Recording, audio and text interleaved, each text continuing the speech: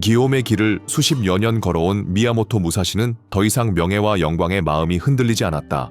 한때 그의 야망에 불을 붙였던 결투들은 이제 머나먼 과거의 유령처럼 기억 속에서 메아리칠 뿐이었다.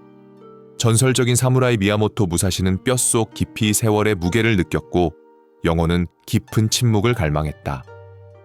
1643년 그가 59살이었을 때 그는 모두를 놀라게 할 결단을 내렸다. 존경과 예우를 받던 구마모토번을 떠나 고독을 찾아 산속 동굴로 몸을 숨긴 것이다. 무사시가 응어지로 선택한 레이간도 동굴은 검소한 아름다움과 깊은 평온이 깃든 안식처였다. 가파른 비탈에 자리한 동굴 어귀에서는 삼나무와 소나무가 빽빽이 들어선 골짜기가 내려다 보였다. 산들바람은 오래된 비밀을 속삭였고 맑은 시냇물이 바위를 타고 흐르며 영혼을 달래는 선율을 빚어냈다. 동굴 내부는 소박하고 꾸밈이 없었다. 차가운 돌벽은 수세기의 침묵을 품고 있었고 어스름한 햇살이 어귀로부터 살포시 스며들어 흙바닥 위에 그림자를 드리웠다. 궁정의 사치도 세상의 소란도 없는 그곳은 무사시가 사색과 명상 그리고 지필에 몰두하기에 완벽한 피난처였다. 고독은 무사시에게 짐이 아니라 반가운 동반자였다.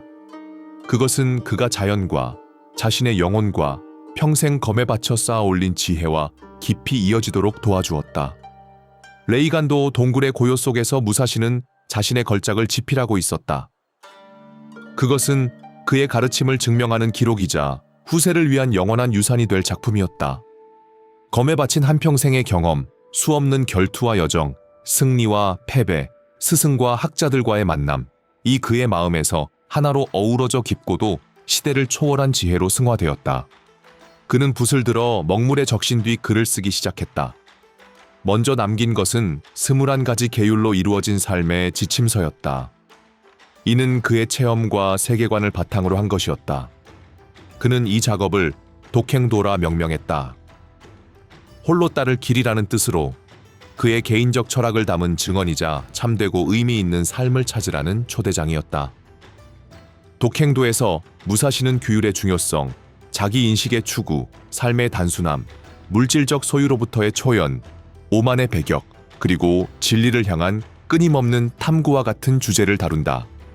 검을 통한 수련과 자연 관찰로 다져진 그의 세계관은 그의 정신 깊이와 인간 존재에 대한 통찰을 여실히 드러낸다. 그러나 무사시의 진정한 걸작은 아직 탄생하지 않았다. 그는 사무라이로서의 풍부한 경험과 병법 연구를 바탕으로 전략과 철학을 망라한 심층적인 논문을 집필하기로 결심했다. 이렇게 오륜석가 태어났다. 검술의 영역을 넘어 삶의 지침서이자 리더십 교본이며 일본 최고의 전사 가운데 한 사람인 무사시의 지혜를 증언하는 작품이 된 것이다. 오륜서에서 무사시는 자신의 가르침을 지수화 풍공 5권으로 나누어 각각 전략의 핵심 측면과 그것이 삶의 여러 분야에 적용되는 방식을 다룬다.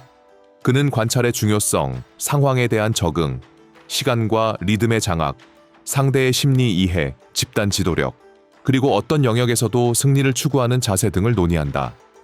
무사시는 자연 예술 일상에서 끌어온 비유와 은유를 통해 원칙을 설명하여 자신의 가르침을 다양한 맥락에서 활용할 수 있도록 했다. 또한 끊임없는 수련, 정신적 절제, 자기 인식, 그리고 완성을 향한 끝없는 추구의 중요성을 강조한다.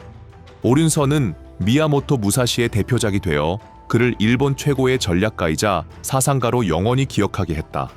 그의 가르침은 세월과 공간을 넘어 대대로 사무라이와 지도자, 진리를 찾는 이들에게 영감을 주었다.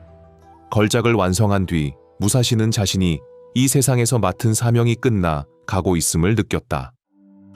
알 수 없는 병이 그의 몸을 사로잡아 근육을 약화시키고 생기마저 앗아갔으나 수련과 전투로 단련된 정신은 흔들림 없었다. 무사시는 결투 상대를 대할 때와 같은 품위와 용기로 죽음을 맞이했다. 그는 레이간도 동굴의 제자들을 불러 마지막 가르침을 전하며 규율의 중요성, 진리 탐구, 그리고 검을 초월하는 길을 강조했다. 마지막 나날 동안 무사시는 명상과 자연 관조, 제자들과의 대화에 몰두하며 자신의 삶을 이야기하고 검의 예술에 대한 성찰과 미래에 대한 조언을 나누었다. 그는 두려움도 후회도 없이 삶과 죽음의 자연스러운 순환을 받아들이는 데 집중했다. 1645년 5월 19일 미야모토 무사시는 마지막으로 눈을 감았고 그의 평온한 표정에는 얻어낸 내면의 평화가 어렸다. 그는 살았던 그대로 용기와 품위 그리고 탁월함을 지니고 세상을 떠났으며 뒤에 남겨진 유산은 수많은 사무라이와 진리를 갈망하는 이들을 계속해서 고무할 것이다. 스승의 가르침에 고무된 제자들은 그의 뜻에 따라 소박하고 품위 있는 장례식을 준비했다. 그는 순수와 평화를 상징하는 흰 기모노를 입고 레이간도 동굴 근처의 의식용 화장대에서 화장되었다. 식장에는 요란한 곡이나 과시적인 의식 없이 자연이 주는 경건한 정적과 제자들의 조용한 눈물만이 흐르고 있었다. 무사시의 유골은 고목 삼나무 그늘 아래 마련된 소박한 무덤에 안치되었고 바람과 졸졸 흐르는 시냇물이 그를 기리며 영원한 선율을 속삭였다. 미야모토 무사시의 존재감은 죽음 이후에도 잔잔한 호수에 이는 물결처럼 퍼져나갔다. 그의 글에 기록되고 제자들에게 전해진 가르침은 세대를 거쳐 사무라이와 무도인, 진리를 찾는 이들의 영감이 되었다.